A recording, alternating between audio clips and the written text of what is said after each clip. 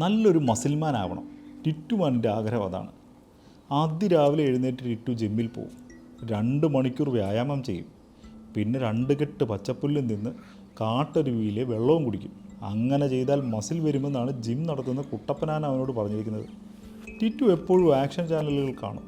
നല്ല മസിലുള്ള നായകന്മാർ വില്ലന്മാരെ ഇടിച്ചിടുന്ന സിനിമകൾ അവന് വലിയ ഇഷ്ടമാണ്. ഇവരെ പോലെ മസിൽ വന്നിട്ട് വേണം എല്ലാവരെയും വിരട്ടാൻ ടിറ്റു മനസ്സിൽ കരുതും. ഒരു ദിവസം കുട്ടപ്പനാന ജിമ്മിൽ വരുന്നവർക്കായി ഒരു മത്സരം നടത്തി. ആരാണ് കൂടുതൽ പുഷപ്പുകൾ എടുക്കുക എന്നതായിരുന്നു മത്സരം. മിട്ടനെലി 10 പുഷപ്പ് എടുത്തു. കിറ്റുകുറുക്കൻ 50 പുഷപ്പ്, മിച്ചുക്കഴുത 70, ടിറ്റു 100 പുഷപ്പ് എടുത്തു. അത് കണ്ട് എല്ലാവരും കൈയടിച്ചു. കൊള്ളാം, ഇപ്പോൾ നീ ശരിക്കും ഒരു മസിൽമാനായി. കുട്ടപ്പനാന ടിറ്റുമാനെ അഭിനന്ദിച്ചു. ടിറ്റുവിന് വലിയ സന്തോഷമായി. മത്സരത്തിൽ ജയിച്ച് ടിറ്റു ഗമയിൽ വീട്ടിലേക്ക് വരികയാണ്. അപ്പോഴതാ എതിരെ വരുന്നു പാച്ചുമുയൽ. മസിൽമാനായ എന്നെ കണ്ടിട്ട് ഇവനൊന്ന് ചിരിക്കുന്നു പോലുമില്ല.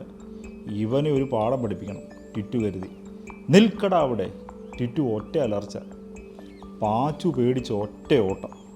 അങ്ങനെ വിട്ടാൽ പറ്റില്ലല്ലോ.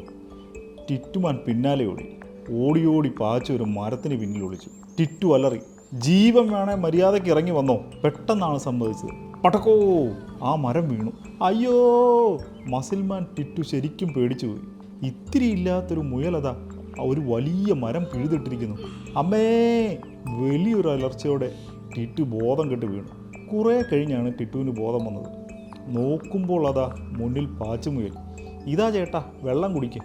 പാച്ചു ടിറ്റുവിന് വെള്ളം കൊടുത്തു. ടിറ്റു വിക്കി വിക്കി ചോദിച്ചു, എന്നാലും നീ എങ്ങനെയാ ആ മരം തള്ളിയിട്ടത്?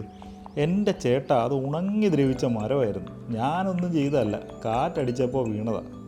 എന്നാലും മസിൽമാനായ ചേട്ടൻ്റെ ബോധം പോകുമെന്ന് ഞാൻ കരുതിയില്ല. പാവം ടിറ്റുവിന് മറുപടിയൊന്നും ഉണ്ടായിരുന്നില്ല. ധൈര്യം മസിലിലല്ല, മനസ്സിലാണ് വേണ്ടതെന്ന് അവൻ അപ്പോൾ പിടികിട്ടി.